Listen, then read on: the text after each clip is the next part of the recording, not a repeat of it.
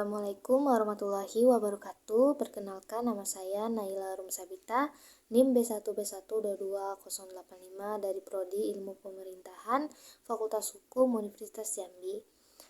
Kali ini saya akan menganalisis tentang good government yang ada di Desa Pematang Jaring. Pertama-tama, sebelumnya saya akan menjelaskan tentang pengertian dari desa.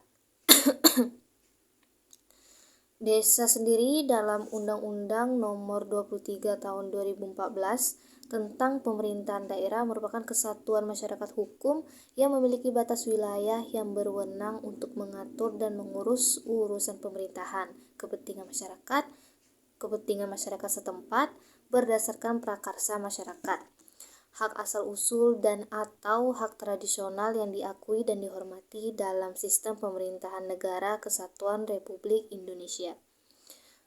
Sesuai dengan pasal 371 ayat 2 Undang-Undang Nomor 23 Tahun 2014 tentang pemerintahan daerah, desa memiliki kewenangan sesuai dengan ketentuan peraturan perundang-undangan mengenai desa. Peraturan itu dituangkan melalui Undang-Undang Nomor 6 Tahun 2014 tentang desa. Undang-Undang Nomor 6 Tahun 2014 tentang desa ini menyatakan bahwa pemerintah desa yang terdiri atas kepala desa dan perangkat desa bertugas menyelenggarakan urusan pemerintahan dan kepentingan masyarakat desa setempat, yaitu dengan memegang kekuasaan pengelolaan keuangan dan aset desa. Namun, terdapat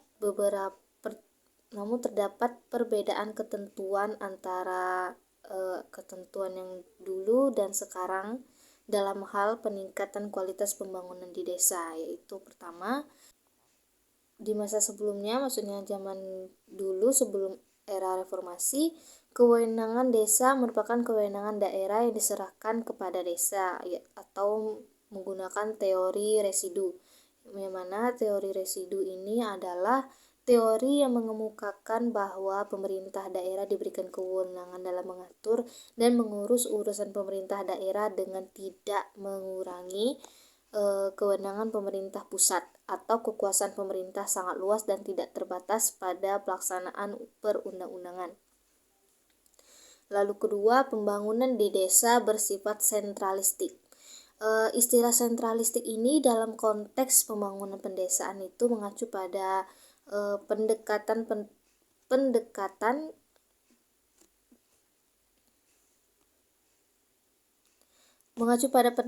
top down, di mana pemerintah pusat mengontrol dan mengarahkan program pembangunan di pedesaan. Pendekatan ini ditandai dengan kurangnya partisipasi dan keterlibatan masyarakat lokal dalam proses pengambilan keputusan. Lalu ketiga, pemerintah desa menjalankan tugas yang bersifat administratif. Yang mana maksudnya pemerintah desa menjalankan tugas yang bersifat administratif ini meliputi berbagai kegiatan pengelolaan administrasi pemerintahan desa.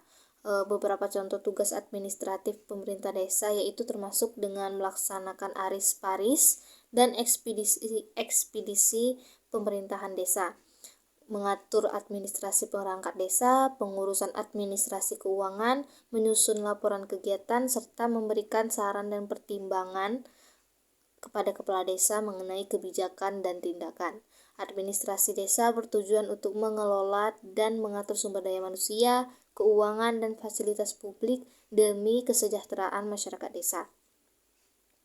Lalu keempat, ada penyeragaman bentuk dan corak pembangunan di seluruh desa. Maksudnya ini mengacu pada upaya untuk membuat desa-desa memiliki pola pembangunan dan tata kelola yang seragam. Sementara di masa sekarang, desa dituntut untuk inovatif dan kreatif dalam memanfaatkan kebijakan dan potensi desa masing-masing. Yang mana maksudnya itu yaitu pertama desa didorong mengembangkan berbagai aktivitas dan potensi berbasis kearifan lokal yang produktif dan bernilai ekonomis. Maksudnya desa didorong untuk mengembangkan berbagai kegiatan dan potensi yang produktif dan bernilai ekonomi berdasarkan kearifan lokal. Hal ini dapat dicapai melalui pemberdayaan masyarakat, mendorong partisipasi, dan meningkatkan akses terhadap sumber daya seperti modal dan pembangunan manusia. Kemudian kedua, desa berhak mengatur, mengurus sendiri urusan perencanaan, pelaksanaan kegiatan untuk pengembangan lokal. Melalui otonomi daerah, desa mempunyai kewenangan untuk mengatur dan mengurus urusan lokal, termasuk perencanaan dan pelaksanaan kegiatan pembangunan desa. Lalu ketiga, desa memiliki pendanaan yang besar sebagai modal memenuhi kebutuhan pembangunan dan pemberdayaan masyarakat. Dana desa diprioritaskan untuk membiayai kebutuhan pembangunan desa yang disepakati, termasuk pelayanan pasar, infrastruktur, dan program pemberdayaan masyarakat. Program pemberdayaan masyarakat meliputi berbagai kegiatan seperti bimbingan teknis, pelatihan, dan pendampingan lembaga keuangan mikro dan kewirausahaan. Kemudian pemanfaatan dana desa dalam hal menunjang aktivitas ekonomi masyarakat itu meliputi dari pembangunan jalanan desa, lalu jembatan, kemudian pasar desa, BUM desa, lalu tambahan perahu, embung, irigasi, serta penahan tanah atau yang biasanya berada di dataran tinggi. Sementara itu pemanfaatan dana desa dalam rangka meningkatkan kualitas hidup masyarakat desa ialah seperti pembangunan sarana yang ada di desa seperti pembuatan sarana olahraga atau pembuatan sumber air bersih atau mesin air, MCK, WC umum, polindes, drainase, PAUD atau sekolah, kemudian posyandu, serta kemudian sumur. Sementara itu di desa Pematang Jering sendiri saat ini tuh sedang berfokus dalam pembangunan sumur yang terdapat di beberapa titik. Jadi di desa Pematang Jering ini terdapat 3 dusun yang terdiri dari 8 RT. Kira-kira terdiri dari 300 lebih kepala keluarga yang berada di desa Pematang Jering. Dan setelah saya wawancarai, perangkat desa mengatakan bahwa mereka saat ini sedang membangun 27 titik sumur di seluruh area desa Pematang Jering.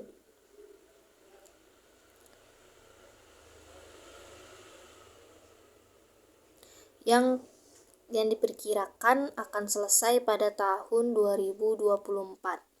Kemudian desa Pematang Jering ini juga bermotivasi untuk menjadikan desa mereka itu menjadi desa digital, yang mana para perangkat desa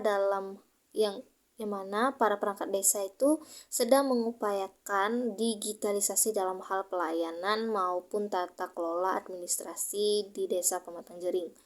Namun terlepas dari mereka yang mau mengubah seluruh tata kelola mereka menjadi digital, atau mungkin mengalami kendala dengan masyarakat yang masih belum paham dengan era digitalisasi ini, desa tidak menyulitkan bagi warga yang mungkin tidak mengerti perihal digitalisasi ini.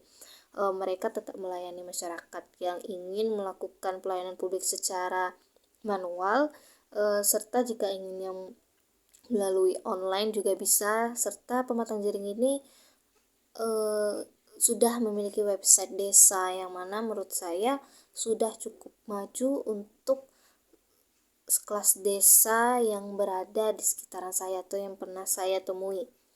Kemudian juga selain mereka juga ingin mengubah, maksudnya dengan mereka ingin mengubah desa menjadi era desa digital ini, mereka juga akan secara perlahan melakukan sosialisasi atau penyuluhan kepada masyarakat tentang perihal desa digital ini, sehingga tidak ada masyarakat di desa Pematang Jering yang kehilangan info atau mengalami kebingungan atau kesulitan saat ingin melakukan atau mengurus sesuatu di kantor desa. Kemudian selain dalam hal pelayanan publik, desa Pematang Jering juga menerapkan prinsip good governance di tata kelola pemerintahan mereka. Good governance ini sendiri terdiri dari akuntabilitas, partisipatif, serta transparansi. terutama dalam hal laporan keuangan. Perangkat setelah saya wawancari, mereka secara tegas mengakui bahwa mereka benar-benar menerapkan prinsip good governance ini dalam hal penyusunan laporan keuangan desa. Seperti misalnya dalam pertama hal akuntabilitas. Akuntabilitas sendiri adalah sebagai bentuk kewajiban mempertanggungjawabkan keberhasilan atau kegagalan pelaksanaan misi organisasi dalam mencapai tujuan dan sasaran yang telah ditetapkan sebelumnya melalui suatu media pertanggungjawaban yang dilaksanakan secara periodik. Akuntabilitas pengelolaan dana anggaran pendapatan dan belanja desa sangat dipengaruhi oleh transparansi pengelolaan anggaran dan belanja desa. Sementara itu di Desa Pematang Jering sendiri, prinsip akuntabilitas ini sudah dilaksanakan dengan baik. Setelah diwawancarai, perangkat desa menjelaskan bahwa mereka sudah menyusun laporan keuangan ini sesuai dengan peraturan atau standar akuntansi yang berlaku. Kemudian juga mereka mengatakan bahwa setiap triwulan sekali mereka akan didatangi oleh pihak kecamatan untuk melakukan pengecekan dalam hal penyusunan laporan keuangan ini.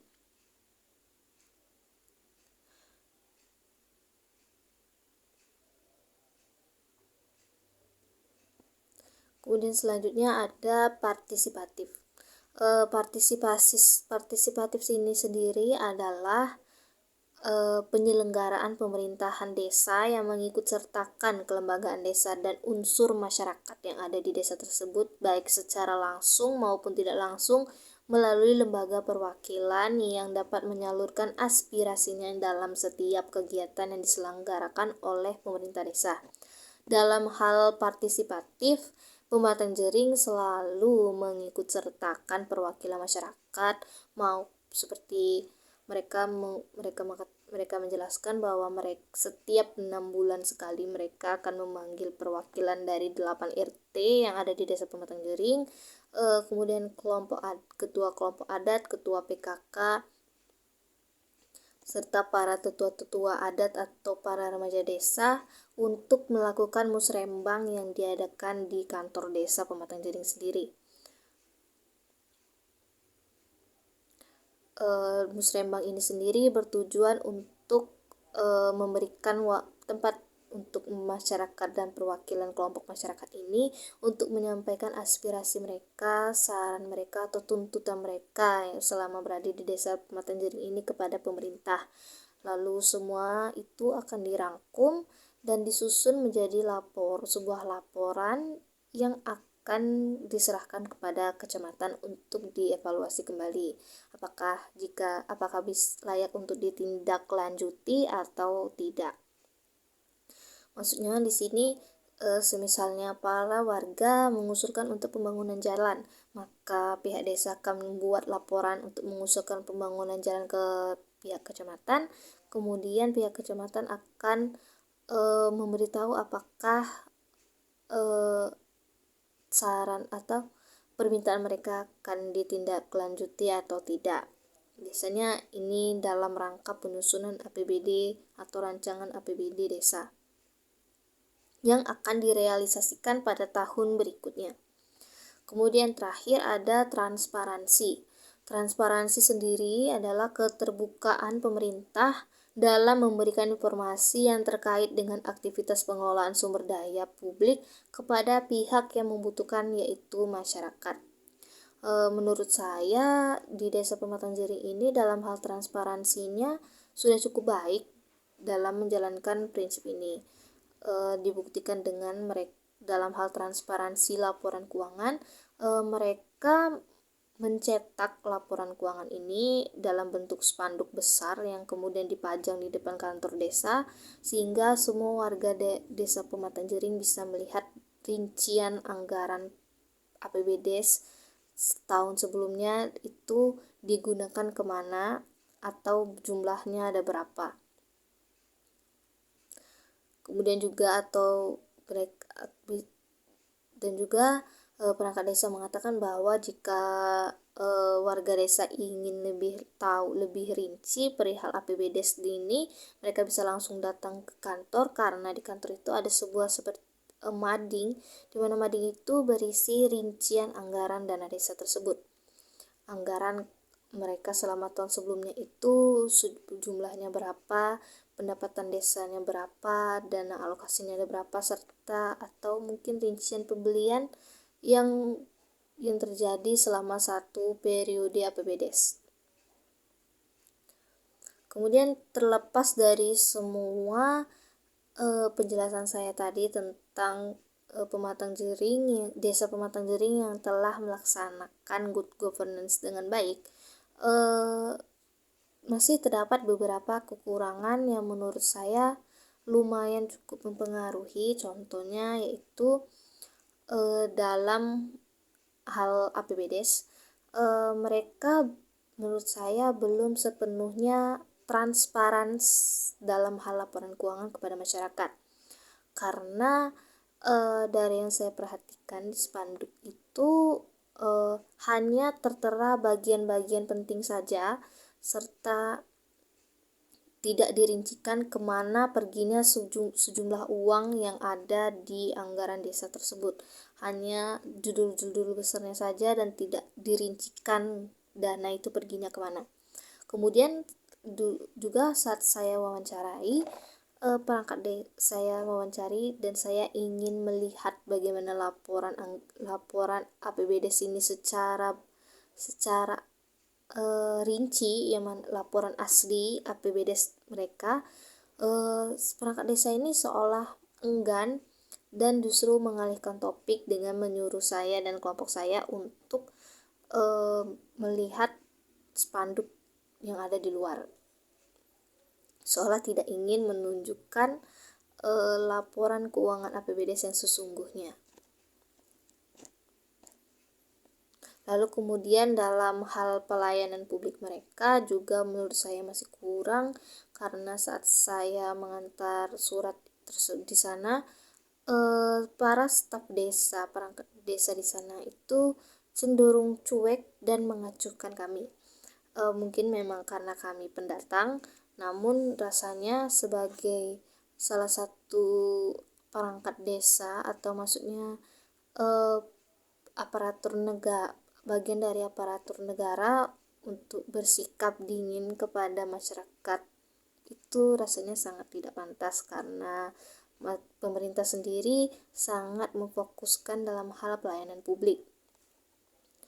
Kemudian juga yang saya aneh itu dalam saat saya mengantar surat itu 2 kali, mungkin ada hampir 2 minggu, kepala desa tidak pernah berada di tempat. Kepala desa selalu pergi, atau ada terakhir kali saya dengar katanya kepala desanya sedang pergi ke Bali, yang mana menurut saya sangat tidak masuk akal dan sedikit mencurigakan, karena tidak dijelaskan kepala desa ini pergi kemana. Seharusnya kan diberitahu bahwa seperti misalnya kepala desanya entah sedang melakukan perjalanan dinas atau sedang mengikuti sebuah diklat di suatu daerah. Kemudian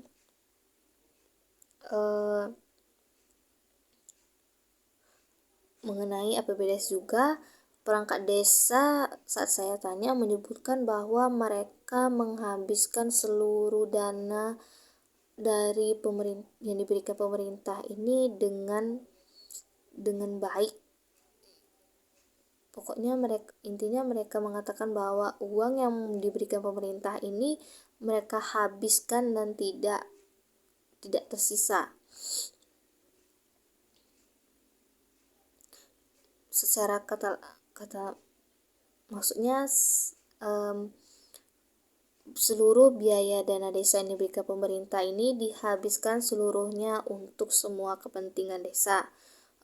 Namun nyatanya saat saya ke sana itu akses jalannya sendiri masih belum bagus. Jalannya masih tanah dan masih banyak berlobang, dan itu lumayan lumayan banyak, mungkin pokoknya dari depan lorong untuk masuk ke dalam desanya itu lumayan bagus memang, tapi namun ketika makin masuk ke dalam lagi jalannya berubah jadi jalan tanah dan sangat sangat tidak bagus. Sementara saat itu mereka mengatakan bahwa mereka sedang membangun sumur di beberapa titik di desa mereka. Karena hal itu juga maksudnya jadi menimbulkan kecurigaan lain perihal penyelenggaraan tata kelola pemerintahan di desa Pematang Jering. Lantas, dari semua permasalahan tersebut, tindakan apa yang dapat dilakukan untuk menangani masalah ini? Pertama, mungkin menurut saya juga dengan peningkatan kapasitas SDM perangkat desa. Peningkatan sumber daya manusia atau SDM di perangkat desa ini memiliki tujuan untuk meningkatkan kemampuan, keterampilan, dan profesionalisme aparat desa dalam melaksanakan tugas pemerintahan, pembangunan, dan pelayanan kepada masyarakat desa. Hal ini penting karena SDM yang berkualitas akan berdampak positif pada kinerja organisasi, termasuk dalam pengelolaan anggaran, penerapan transparansi, dan pemberdayaan masyarakat. Pelatihan, pendidikan, dan pengembangan SDM merupakan upaya untuk memastikan bahwa aparat desa mampu memberikan pelayanan maksimal dan mendukung pertumbuhan usaha mikro kecil dan menengah atau UMKM. Lalu kedua, digitalisasi. Maksudnya ini mengacu pada penggunaan teknologi digital untuk meningkatkan perekonomian, kemandirian, dan kesadaran masyarakat desa. Beberapa contoh upaya digitalisasi dalam KKN meliputi sosialisasi pentingnya digitalisasi UMKM kepada pelaku UMKM yang berada di desa, pengenalan komputer kepada anak-anak SD, serta pemasaran digitalisasi UMKM. Melalui digitalisasi ini diharapkan masyarakat dapat memanfaatkan teknologi dan memasarkan produk UMKM, meningkatkan kualitas hidup, dan mengurangi ketergantungan pada praktik KKN. Mengingat zaman sekarang yang semua serba canggih atau penuh dengan teknologi, rasanya jika desa masih tertinggal dalam hal digitalisasi ini, menurut saya memang sangat merugikan, terutama kan tidak semuanya warga desa itu buta terhadap teknologi ya. Jadi mereka mungkin akan mengalami kesulitan dalam melaksanakan kehidupan sehari-harinya, terutama bagi pelaku UMKM yang kini itu banyak meraih keuntungan melalui situs penjualan online. Lalu ketiga, ada penguatan lembaga pengontrol desa. Penguatan lembaga pengontrol desa ini mengacu pada upaya untuk memperkuat lembaga kemasyarakatan desa seperti Lembaga Pemberdayaan Masyarakat Desa atau LPMD, Badan Permusyawaratan Desa atau BPD, dan lembaga kemasyarakatan lainnya.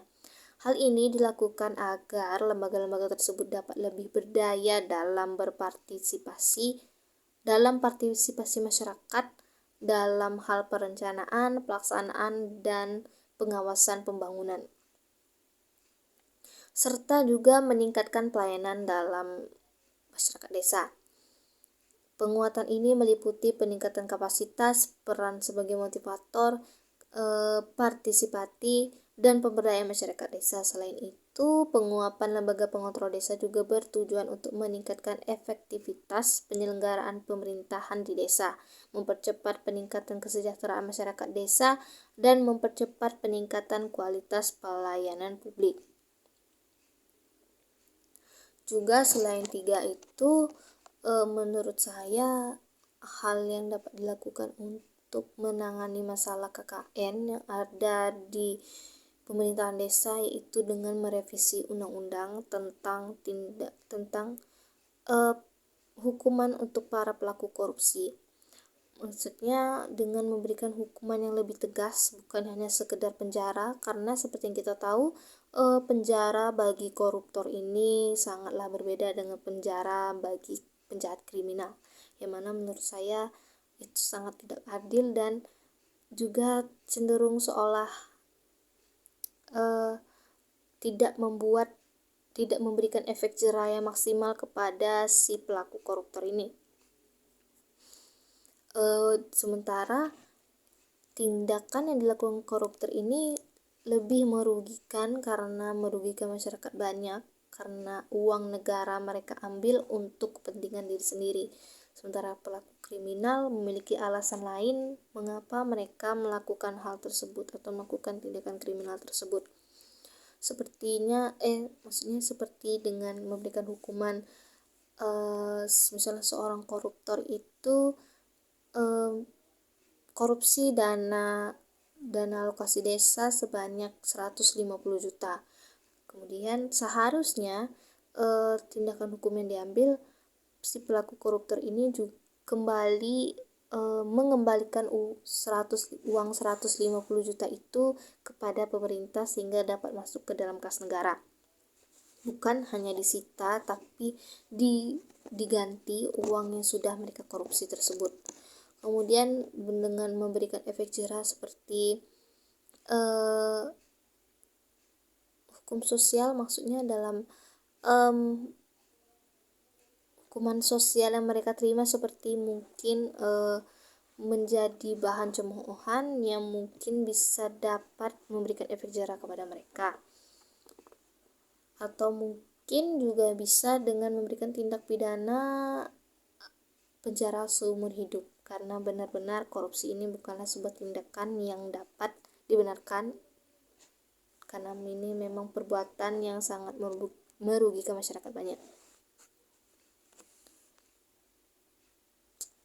Kemudian di akhir saya hanya bisa berharap bahwa good governance yang ada di Indonesia ini masih tetap berlanjut, atau mungkin kepada pihak-pihak yang melaksanakan good governance dengan baik dan jujur bisa mendapatkan balasan setimpal atas perbuatan mereka yang berani, jujur, dan bertanggung jawab kepada pemerintahan.